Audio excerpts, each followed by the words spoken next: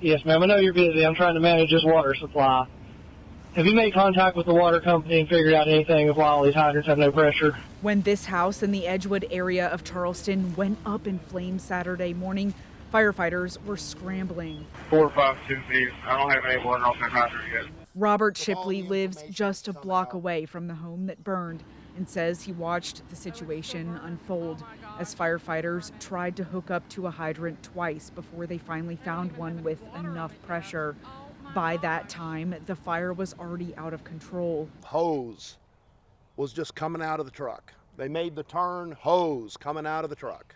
It was the most incredible thing. I've never seen anything this incredible, even in a movie. West Virginia American Water maintains 11,000 hydrants statewide, including the 3 hydrants in the area, and confirms all 3 did not have enough water flowing for crews to fight the flames. In a statement, West Virginia American Water said the 3 hydrants, which remain out of service, are installed on 4-inch water mains. We found state law changed nearly 30 years ago, requiring all hydrants to be installed on 6-inch water mains. The reason? The larger line allows for the water flow needed to fight fires. So on Wednesday, we reached out to West Virginia American Water asking questions, including when were the 3 hydrants that failed in the fire Saturday installed?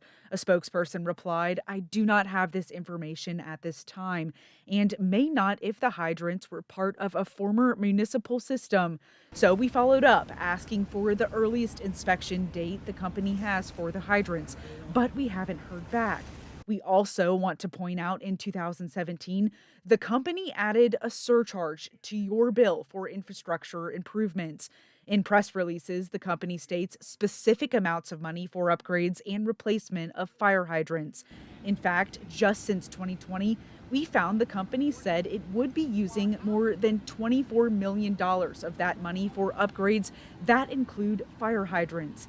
Yet, when we asked the company how much of that money was actually allotted to hydrant maintenance and replacement, and how many hydrants have been replaced or upgraded statewide since 2017, a spokesperson replied in part, hydrants are not individually tracked as part of our DISIC spend.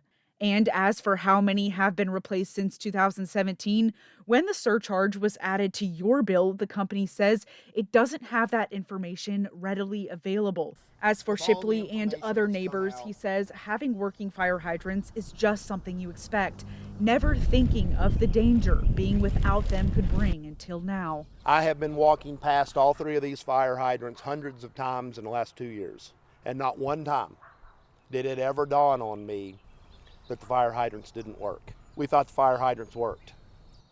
And the one thing now we found out is they don't. And they're old houses. And there's a lot of elderly that live up here. There's a lot of younger children that are up here. There's a lot of concerns.